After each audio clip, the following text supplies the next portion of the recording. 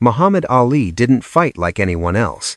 You couldn't time him, or at least, that's what people thought. Three men saw something different, not faster, not stronger.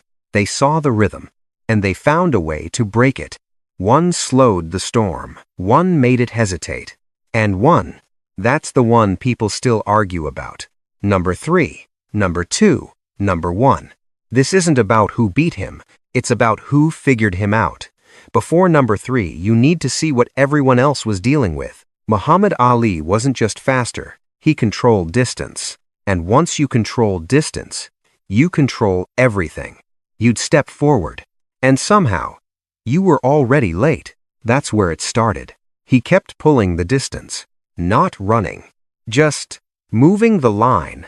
Every time you thought you were close, he shifted it again. You couldn't plant your feet.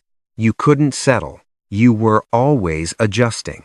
That's the trap. He built what felt like a front-hand fence, not something you hit once. Something you kept running into, again and again. The crowd could feel it. Not noise, control.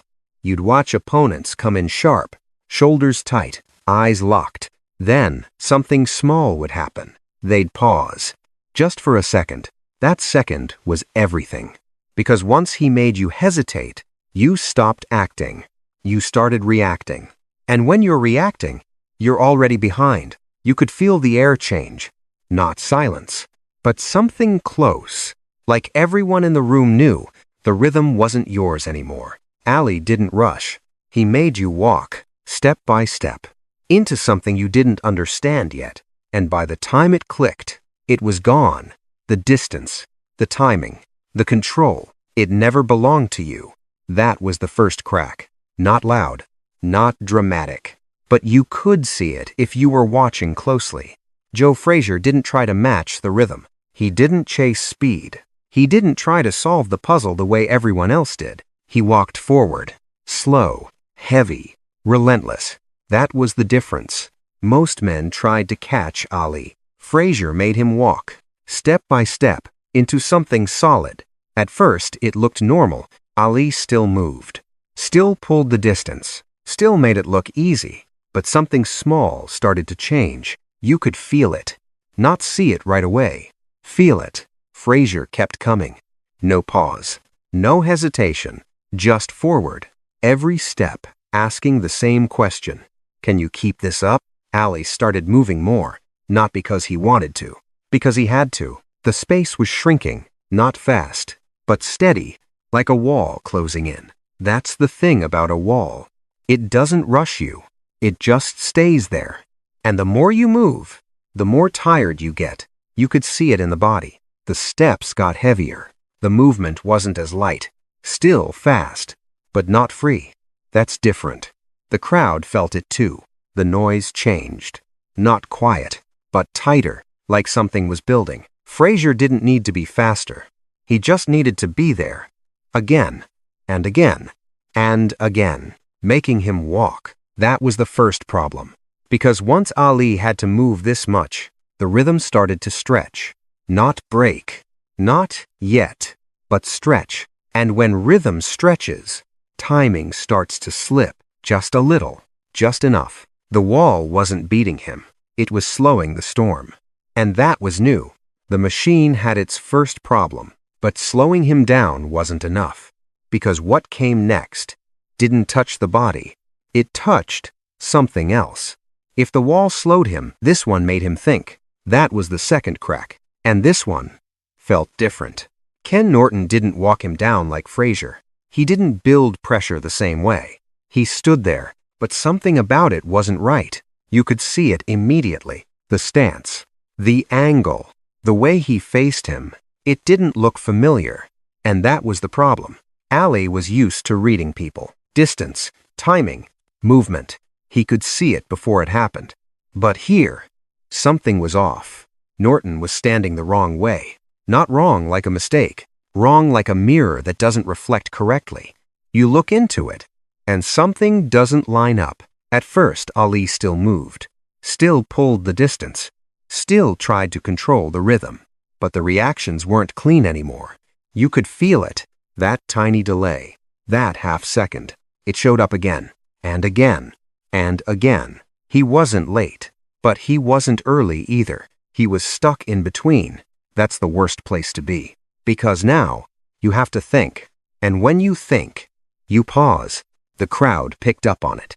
Not loud, but uneasy, like something didn't fit. Allie would step in, then hesitate, just for a moment. But that moment broke the flow. The rhythm wasn't smooth anymore. It had gaps, small ones, but real. Norton didn't need to speed up. He didn't need to chase. He just needed to be there, in the wrong way, at the wrong angle, every time. That's what the mirror does. It doesn't attack you. It makes you question what you're seeing. And once you question it, you slow down. That was the second problem. Not the body, the mind. Some fans won't agree. They'll say he wasn't at his best.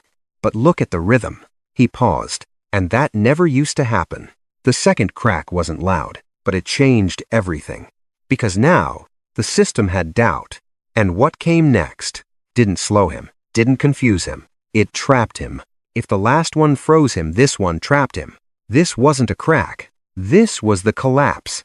George Foreman didn't chase the rhythm. He didn't try to read it. He didn't try to match it. He took the space away. That was the difference. From the start, something felt off. Not fast. Not chaotic. Heavy. Like the room got smaller. Ollie tried to move. Tried to pull the distance. But the distance wasn't there anymore. Every step back led nowhere. That's new. Because his system depends on space. And now, there was none. Foreman didn't rush. He didn't need to. He just stood there, closing the entry, step by step, cutting off the exits. You could feel it. The air changed. Not noise, pressure. Ali moved to the side. Foreman was there. Ali leaned back. Foreman was still there. No gap, no reset, no escape. That's what a locked room feels like. You're not being chased. You're contained. Ali wasn't losing speed. He was losing space. And without space, the rhythm has nowhere to live. That's the part people miss. It didn't look like panic, but it wasn't control anymore. The movements got tighter, shorter, more careful. That's a sign. Because when a man like Ali becomes careful, something is wrong. The crowd felt it. You could hear it. Not loud. Still. Like everyone was waiting for something. But nothing opened up. No moment to reset. No distance to rebuild. Foreman didn't break the rhythm directly. He removed the ground it stood on. That's deeper. Because now, it can't come back. Some fans won't agree. They'll say it was strategy. They'll say it was planned. But look at the structure. It broke. This wasn't a slowdown. This wasn't hesitation. This was containment. The system had nowhere to go. No space to breathe. No room to move. The storm wasn't stopped. It was trapped. And once it was trapped, it couldn't be what it used to be. That was the final problem. Not a crack. A collapse. 3 men. 3 different moments. 3 different problems. Number 3. He made him walk. Slowed the body. Stretched the rhythm. That was the first crack. Number 2. He made him think. Froze the mind. Created hesitation. That was the second crack. And number 1. He took the space away.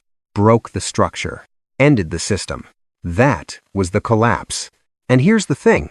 Muhammad Ali was still great. Still fast. Still ahead of almost everyone. But no system is untouchable. Not forever. Every system has a limit. Every rhythm has a pattern. And once someone sees that pattern, they don't need to be better. They just need to be different. That's what these 3 men did. They didn't fight the storm.